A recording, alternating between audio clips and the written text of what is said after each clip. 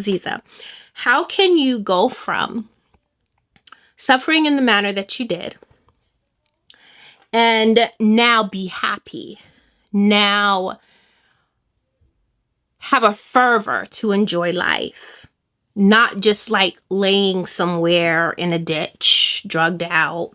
You know, I have reminders, of course, because I have children.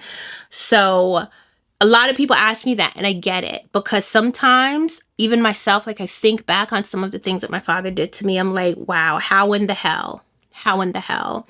And it would take a lot longer than an 8 or 9 minute video, which is what I'm keeping this video up to, maybe 10 minutes because I have to go, to explain that. I would like to get more into it. I think if you attended my talks, my lectures, my video, watch my videos, listen to my podcast, self-published, podcast.com. Go and check it out, or wherever you get your podcasts.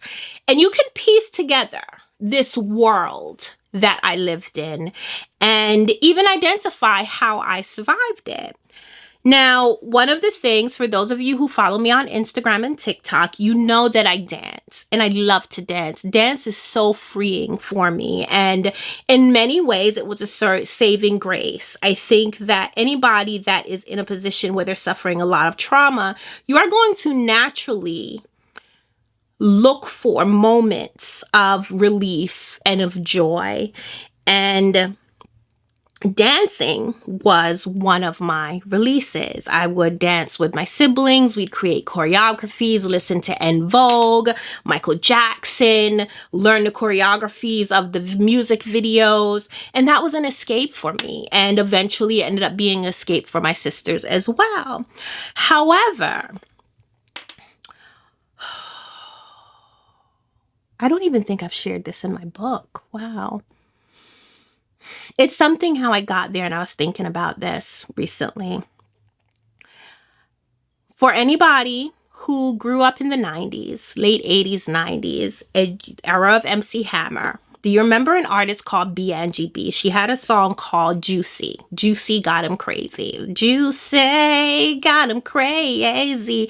And that's really, I think that those videos, B.N.G.B's videos, laid the foundation for the introduction of twerking, of women dancing with their butts outside of traditional African dance, because there are mating dance, celebratory dances in different African tribes where they use their butts to kind of entice the drummers, so to speak. And that's where twerking really came from.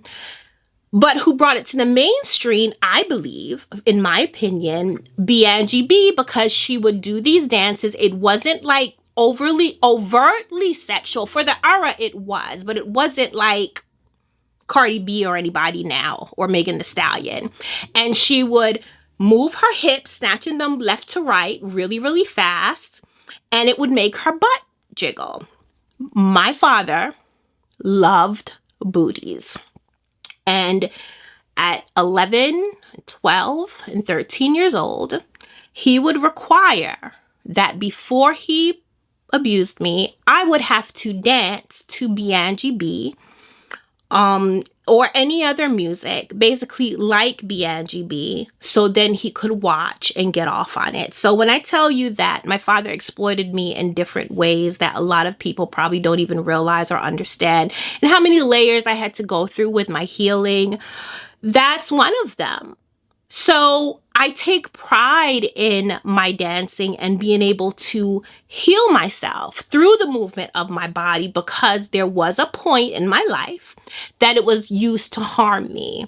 My father recorded me at different times. He took pictures. So even being in front of the camera, even now being able to talk to you in front of the camera, I had to work up to that because I was not comfortable with being in front of the camera because it was used against me.